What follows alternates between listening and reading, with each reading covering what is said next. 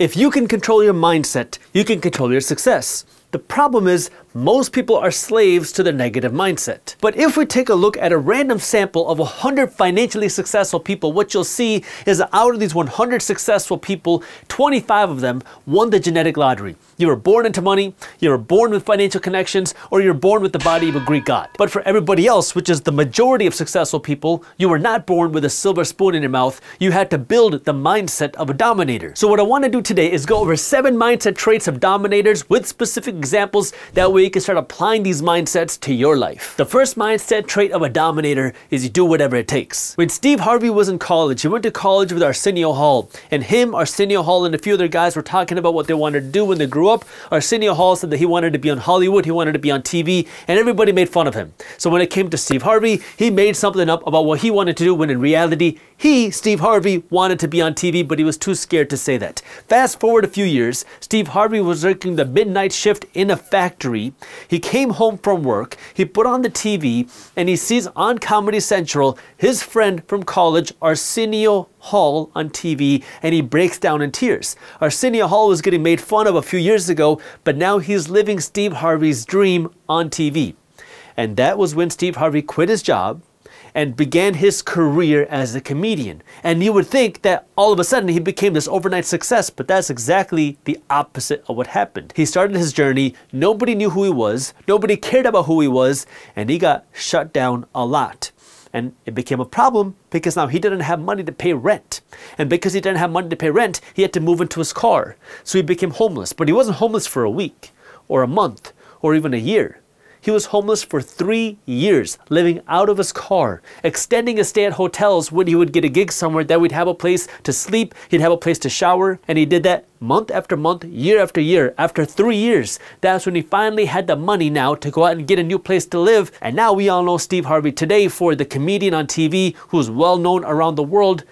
But it was that desire to do whatever it took, even if that meant giving up his home, even if that meant giving up his career, which, if you want to call it a career, giving up his job, because he wanted to be on TV so bad, he was willing to sacrifice everything else for it. Mindset trait number 2 is you play to win, you don't play for popularity. Jack Welch was the youngest CEO of General Electric GE history, and he was named by Fortune as the best manager of all time, and he also grew the GE stock by more than 3,000% in the 20 years that he was the CEO of the company. But in order for Jack Welch to turn GE into the most valuable company in the world at the time, he had to do a lot of things that were not very popular. One of the things that Jack Welch started was the 20-70-10 rule. Every manager at GE was required under Jack Welch to rate their employees as the top 20%, middle 70%, or bottom 10% of employees. Then what his plan would require is when you identify the top 20%, you would take care of them very well. You pay them well, you make sure they're happy, and you don't want them to leave. For the middle 70%, you have to figure out how to get them out of that middle 70% and push them up to the top 20% to create more competition out of your top employees. And if you're a part of the bottom 10%, well, you'd be fired. You can start to see why this created a lot of controversy around Jack Welch's management style, because when he became CEO, he increased the company turnover by 5 times because he only wanted to keep the best and he wanted to fire and get rid of the worst as fast as possible. But his whole idea was he only wants the best employees, he wants to take care of the best employees, and he wants the best employees to compete for their job. But if you really cared about your job and you were coming to work and you were smart, well, now you would be taken care of very well and you would be paid unfairly, meaning that you were paid a lot more than everybody else because you were coming to win. By the way, if you want to learn more about Jack Welch, if you are an entrepreneur, I highly recommend you read his book. It's called Straight from the Gut, one of the best business books out there. Mindset trait number 3 is you have to fight through pain. There's 2 people that I want to talk about here, Paris Hilton and Mariah Carey. Now you might hear me say that and say, Jaspreet, you want to talk about Paris Hilton as a successful person? Yes, because if you haven't read her book Paris yet, I highly recommend you do that. And in her book, what she talks about is the abuse that she went through. Not just the mental abuse, but also the physical abuse and the sexual abuse that she went through as a kid, as a teenager, as a young adult, going through a boarding school, being sent away from her parents because her parents thought that she was a troubled child. They send her away. She goes to this new place where now she's being physically abused, mentally abused, and sexually abused. She has to break out of there and then continue to be under the control of her family, to then having her kids taken away from her, and still going through that and still going out and starting businesses, still going on and fighting for what she believes in. It's not easy. And that's the mindset of a dominator, because you have the whole world on social media that says, well, why should we care about your problems because you were born with a silver spoon in your mouth because your daddy's rich? And yet to still have to go through these adversities, to be made fun of on social media by the whole world, but then to still not give up and keep fighting, that's not an easy thing to do. Mariah Carey grew up in a dysfunctional family. When she was 12 years old, she was drugged by her elder sister and tried to be sold out to a pimp. She then was abused by her husband/manager. She was then controlled by her husband/manager. She was watched by her husband/manager to the point where she couldn't even go out and eat at a restaurant by herself. She wasn't allowed to walk around the house without being videotaped. That every single thing that she did was controlled, watched, and manipulated, but then to continue to produce, to continue to work, to continue to get out of that, and to continue to hustle and produce some of the biggest hits out there.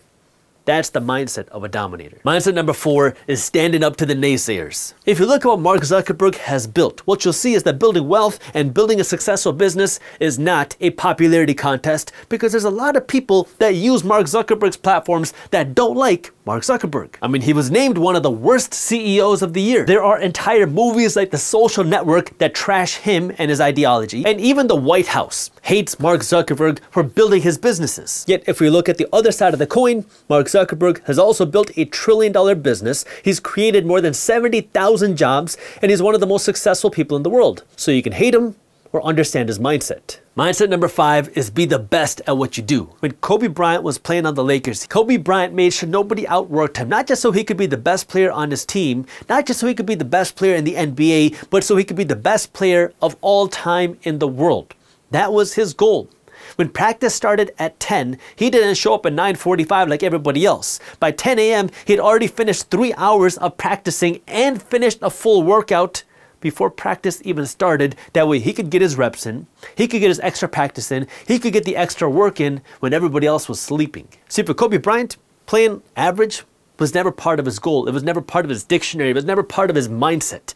Playing like everybody else was never an option. He wanted to be the best, and nothing else was an option, and he would do whatever it took to make sure that happened. Mindset number 6 is think bigger. When Steve Jobs was building Apple, and there are a lot of books and movies out there about his life and his journey of building Apple now, which I highly recommend you watch, but when he was building Apple, he didn't think small, and he wasn't thinking about the next 6 months or even the next 6 years. He was thinking decades ahead, because he wanted to build something that most people couldn't even conceptualize today. When he had the idea to build a touchscreen phone, there was no concept of building a phone that was touchscreen. That was when we had things like Blackberries, if you remember, that you would type on a phone, and the closest thing to touchscreen was you could use a stylus out of your Palm Pilot. But what Steve Jobs was thinking was, how can we break the norm? How can we break the mold? How can we do something that nobody can think of today? Because if you asked people then what they would have wanted in their phones then, they would have said a bigger keyboard. But he did something completely different. He then innovated the touchscreen phone, and what he said is each one of us have 5 styluses on our own hands, which are our own fingers, and that's how he created the idea of a touchscreen phone, when everybody thought that that was the dumbest thing in the world, because everybody said, why would you want a touchscreen phone? Because as soon as you put it in your pocket, you might butt dial somebody. You might create all these other issues if you have a touchscreen phone. But he was thinking many years ahead of his time. And not just that, he was also thinking about music storage in a very different way, because he wanted to build simplicity and user friendliness, while everything else was trying to go after the newest technical gadgets. He wanted to build something that was simple and easy to use, which most people thought was stupid until Apple started dominating the industry. And mindset number 7 is you study the game. Warren Buffett is one of the most successful investors of all time. And if you take a look at his schedule, even into his 80s, how he spent his time wasn't just working the way that most people will traditionally consider working. His work was studying the game, studying companies, studying the competition, studying numbers, studying economics. What he has said multiple times in interviews, that he spent 5 to 6 hours a day just reading.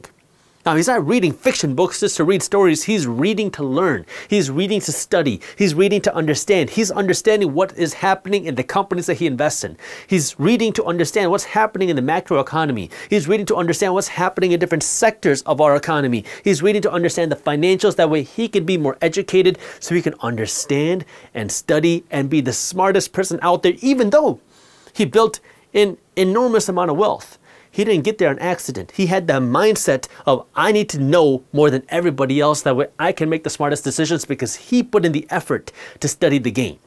So if you want to build the mindset of a dominator, these are the types of traits that you want to start adopting. And yeah, it's weird. And yeah, it's a little obsessive. And yeah, it's a little crazy. But if you want to be the best, you can't keep doing what everybody else does, because if you keep doing what everybody else does, you're going to end up like everybody else. And unfortunately, the majority of people today are unhappy. They are unfulfilled, and they're financially broke. So if you want to break out of that mold, you got to start doing things a little bit crazier, which people are not going to understand, but that's going to give you the opportunity to truly dominate and find that real success for yourself. Now, if you got some value out of this video, all I ask from you is to hit that thumbs up button, to subscribe to this channel, and share this video with somebody who you think will benefit as well.